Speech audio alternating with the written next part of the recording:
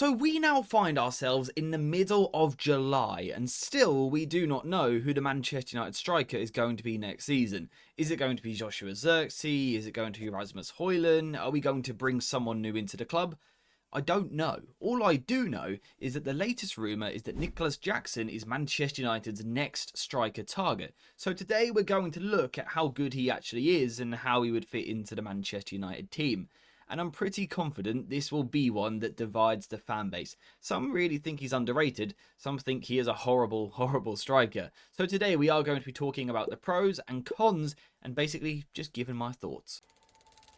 So we are going to start with the pros, simply because I think that's only fair to do. Talking about why Manchester United would want Jackson, it makes sense to start off with the positives of him, although we will cover the negatives a little bit later on. But starting off with the positives, Nicolas Jackson isn't actually the biggest striker in the world, he's not the strongest striker in the world, but his hold-up play and his back-to-goal work is still really, really effective. And the reason for that is because he doesn't need physicality, he doesn't need to wrestle opposition centre-backs, he's actually quite intelligent with his movement, which gets him out of those physical, confrontational situations. So if we just go over to the tactics board over here, we can look at what that means. Jackson isn't a player who necessarily wants to be playing rough and tumble with this centre-back all day long. That's not really his game, it's not what he looks to do. Instead, what he will look to do is create separation using something called double movements. Now, double movements are when you move twice, and now I'm hearing that out loud, it sounds very obvious. But a double movement can be used to make space from the opposition centre-back. So for example, you may spin in behind initially. Let's say your teammate's got the ball deeper. You may spin in behind initially, causing the centre-back to drop off just a little bit. Then you are going to come into the space that you've just created to receive the ball into feet. The other option is to do the opposite. So you might come to feet towards the ball, drawing the centre-back with you, and then spin in behind to attack the space that you've just created for yourself. This is actually something that Jackson is really, really effective at doing. You can see it here. Initially, he comes towards the ball to draw the defender with him, and then he attacks that space in behind. An excellent double movement to get away from the defender. In this instance, he's doing the opposite. Initially, he moves away from the ball, creating space in the middle, and then he drops into that space. So I would say Jackson, with his double movements, is actually very effective at creating space and then moving into it, allowing him to avoid those physical duels. Now, due to the work that Jackson has done off the ball, it means that when he gets the ball, he actually often finds himself with a little bit of time, which is actually a big compliment. It's difficult to find time in the Premier League, but Jackson manages to do it very well. He's great at creating that space and creating more time for himself on the ball. In terms of once on the ball, he's actually a really good technical player. He's a good passer, regularly finding his teammates in superior positions, so he will drop deep, pick the ball up, and then look to pass to someone else. But he's actually also a really effective ball carrier, someone who can pick the ball up and actually drive with the ball, look to dribble and take on opposition defenders. Now, the only thing I will warn you about is he is incredibly unorthodox. Jackson is not actually a player who played this sort of football early on in his career, and that is reflected in his style. Sometimes he's a little bit clumsy with the way that he dribbles. He is more effective than aesthetic. He sort of finds a way through, despite not always looking smooth. You can see in this situation, he sort of bundles his way through, but he does come out of the situation with the ball, which deserves some credit. On other occasions, he can be a little bit more aesthetic. He can be a little bit more pleasing on the eye. For example, here, he actually turns really smoothly away from the defender. He also has the strength to hold off the opposition and then move into that space once again. So yeah, I would say generally speaking, Jackson creates space, he then gets on the ball, and once on the ball, yeah, he's a good passer and a decent ball carrier.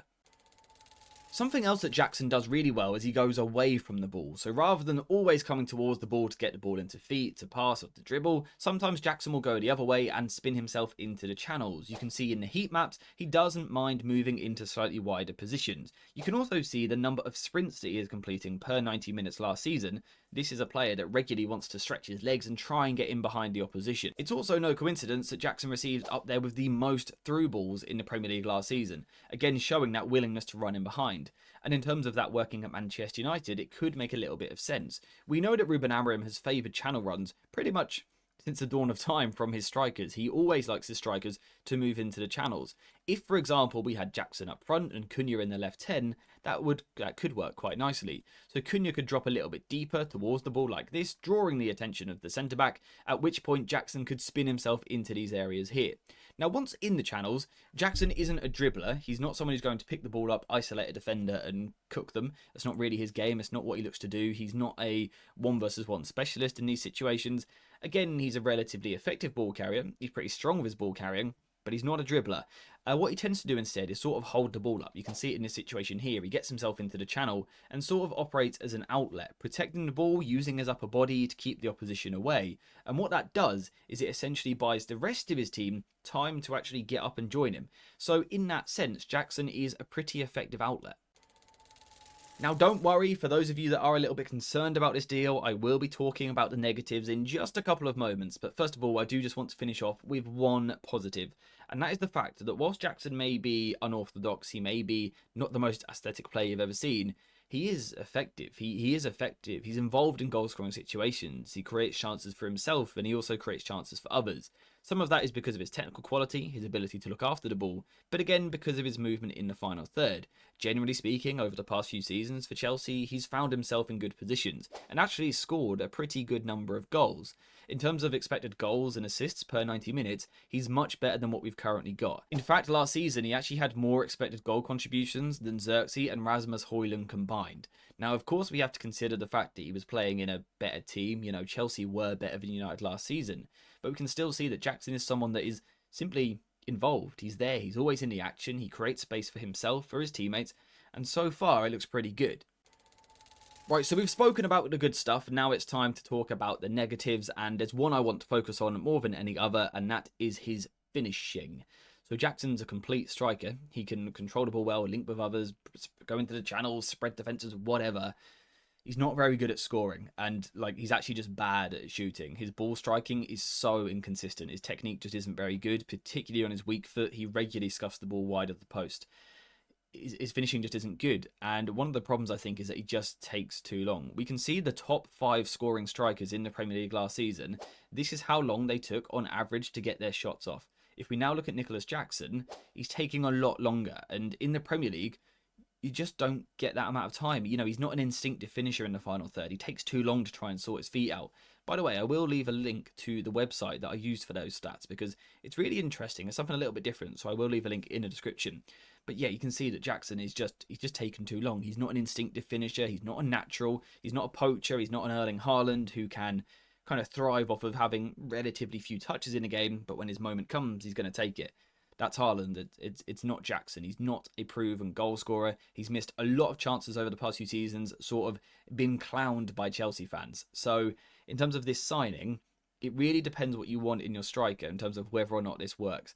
If you want someone to come in and be a prolific number 9, someone who is going to be a target man in the box or a focal point or a fox in the box and score 20, 25, 30 goals next season, Jackson's not going to do that. He's just not that sort of player at the moment. Granted, he is still just 24 years old.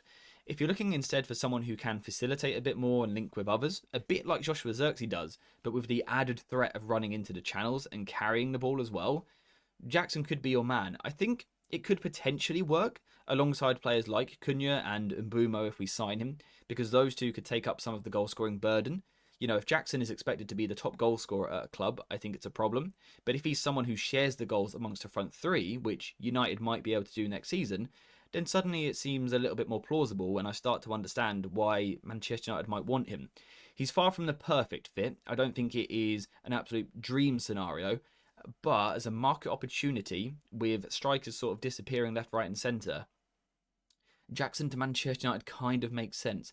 Ineos have been taking an approach this summer of signing Premier League proven talent. Jackson is that. I think he's incredibly underrated. I think his misses kind of grab the headlines, but I think a lot of the groundwork he does is actually quite good. I'm not going to go as far as recommending him for Manchester United, not at this moment in time. I need to watch a little bit more, but I get it. I get it. I understand it. I can see why we would look at him, which is at least a starting point. It is at least a starting point. Now it's over to you guys to finish the rest. Basically, do you want Nicolas Jackson at Manchester United, or do you think we should be steering way clear of him because it is not the time for a project striker? 24 years old, shown that he can do it in the Premier League, but not really a prolific goal scorer. Is that what you want? Let me know what you think in the comments down below. But apart from that, we are finished for today's video. So thank you guys very much for watching. Hope you have enjoyed this video. If you have, please leave a like, subscribe, and get notifications on, please. And yeah, I'll see you in the next one.